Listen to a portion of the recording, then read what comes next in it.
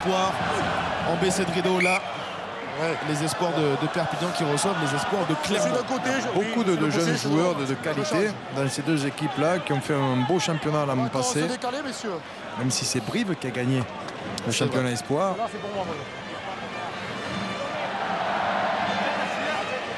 Villaseca en gros plan. Arrêt de jeu. Arrêt de jeu signalé par Monsieur Berdos parce que Mario Stinkou est un petit peu groggy.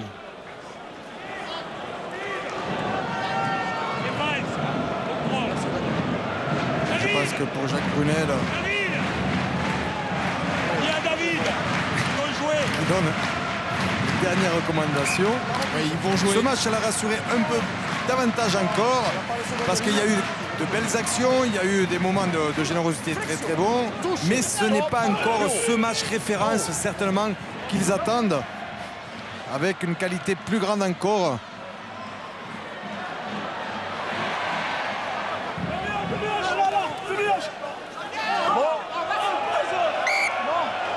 Mais que l'équipe est généreuse de Perpignan, solidaire.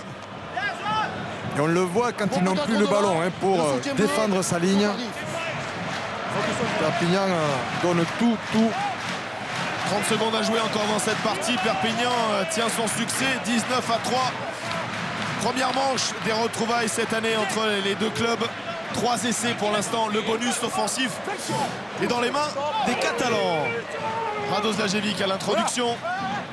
Julien Bonner sous pression. Radoslajevic qui renverse maintenant avec Brock James.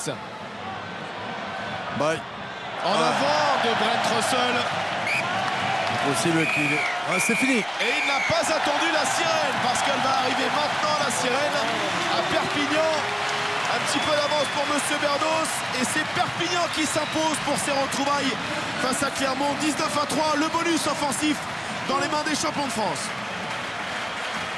On va retrouver Romain Magellan avec Julien Bonner. Oui, Julien, une grande déception aujourd'hui. J'imagine que vous étiez venu pour faire quelque chose, on parlait de revanche. Et puis, qu'est-ce qui s'est passé? Il se passe qu'on subit trop. On subit en conquête, on subit en défense, on subit en attaque. À partir de là, le rugby, c'est un sport où il faut avancer déjà. Et si on n'avance pas, c'est beaucoup plus compliqué. Et comment tu expliques justement ce manque de cohésion dans vos passes? Et on a vu beaucoup d'en avant. Ouais, simplement, je pense qu'on n'y était pas. On n'était pas mentalement, on n'était pas pour faire un match dur de rugby. Et voilà, le score est large aujourd'hui, mais il est mérité pour les Catalans. On n'avait qu'à être meilleur ce soir. Merci, Julien. Beaucoup de sportivité de la part de Julien Bonner. Clermont était venu chercher ici, au minimum à 1 point, une belle performance. Et la belle performance, elle est du côté des champions de France qui s'imposent donc 19-3. Le temps de retrouver François et Fabien. On va revenir très vite à Aimé Giral pour avoir le sentiment d'un des vainqueurs du jour, le sentiment d'un Catalan. C'est à vous, François. Merci Bertrand. Ben oui, votre impression, Fabien Pelous, on a suivi ce match qui n'a quand même pas beaucoup baissé d'intensité. C'était un gros match de rugby. Un très gros match de rugby avec une petite baisse d'intensité en début de seconde mi-temps, mais vraiment après, les Clermontois ont repris les choses en main, je dirais, au niveau de l'engagement, et Perpignan n'a pas baissé du tout d'intensité, lui. Votre point de vue sur le carton rouge et le carton jaune, là, qui a été peut-être un tournant du match, en tout cas.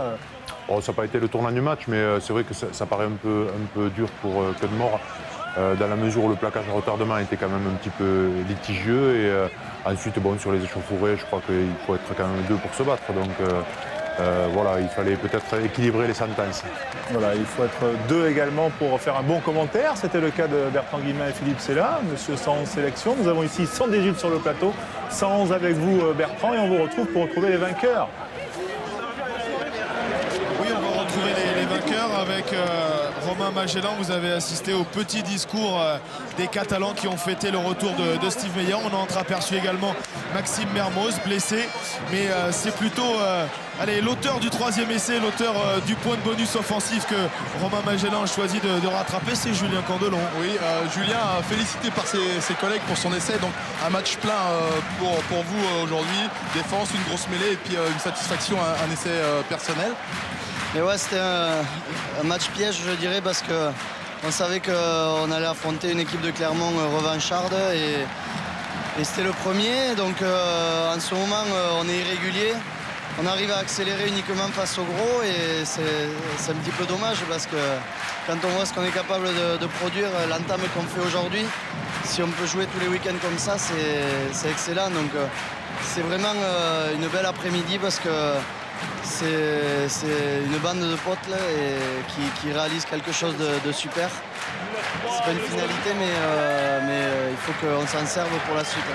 Alors je vais te demander un pronostic, tu mettrais quelle note à ce match? Si j'étais abonné de Canal, chose que je suis, je pense que je mettrais un 16 parce qu'on a rarement des notes au-dessus de 15. Alors je ne sais pas si c'est bridé par la direction ou quoi, mais ça mérite entre l'ambiance et le jeu. Bon, je pense qu'on peut élever la note. Puis des bonnes notes, j'en ai rarement eu, donc si on pouvait les monter. Et qu'est-ce qui t'est arrivé à ton nez? Parce qu'il enfle à vue d'œil là. Je sais pas, je sais pas si c'est la rotule qui remontait ou un truc comme ça, mais j'ai voulu mettre le nez là où j'avais pas à être et je crois qu'il a un peu enflé, mais bon, vis-à-vis de toi, j'ai encore de la marge. Merci. On va finir sur cette note de bonne humeur. Désolé Julien, ça ne sera pas 15 ni 16. La note du match de ce Perpignan-Clermont, c'est 13-20. C'était tout de même un bon match. Allez, on espère que le Stade Toulousain, Stade Français, ce sera aussi bien. Alors on va tout de suite retrouver d'abord François Trio et Fabien Pelouse, les deux géants sur le plateau du Super Samedi Rugby, avant de retrouver les deux voltigeurs qui sont à Toulouse, c'est Eric Baye et Thomas Castagnède. À tout à l'heure, François, d'un jour de rugby. 13-2, mais Julien Candelon quand même mérite 16 pour sa bonne humeur et son bon esprit que vous avez connu d'ailleurs au Stade Toulousain, Julien. Toujours, il est toujours comme ça, plein de bons mots et plein d'humour. Allez, on fait un petit clin d'œil à nos sponsors et puis on revient, on va parler notamment de golf. Et effectivement, l'heure du Classico approche. Bertrand, tu m'entends ?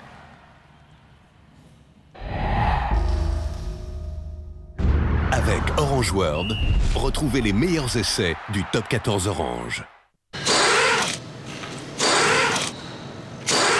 Rejoignez la famille rugby avec Renault, partenaire officiel du 15 de France.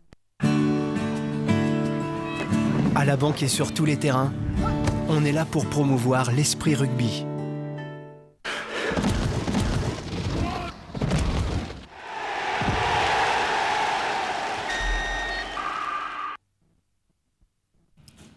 Oh, que c'est parti fort avec ce Perpignan-Clermont, la victoire des champions de France aux dépens des Clermontois qui a donné donc le ton de ce super samedi rugby. On va revoir déjà tout ce que nous avons vu et tout ce qui vous attend dans notre super après-midi avec notamment le Toulouse Stade Français qui va approcher dans quelques secondes.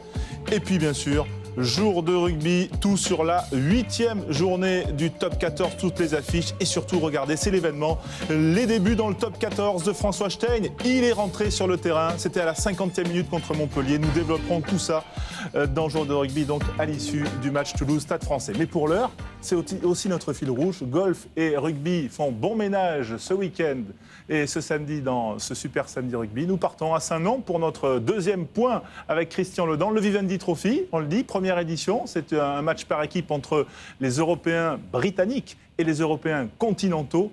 Où en est-on, Christian ? Tout à l'heure, vous nous parliez de la domination des Britanniques. Est-ce que c'est toujours le cas ? Oui, François, c'est toujours le cas. Un raz-de-marée bien rouge sur les fairways verts de Saint-Nom-la-Bretèche qui retrouve donc un grand moment de golf, ce match par équipe, le Vivendi Trophy. Premier du nom, Fabrice Tarnaud, bonjour. C'est vrai que la domination des Britanniques depuis jeudi n'a pas cessé. Oui, bonjour Christian. Écoutez, c'est un véritable chemin de croix que traversent les continentaux avec ce matin 3 points marqués par les Britanniques contre un seul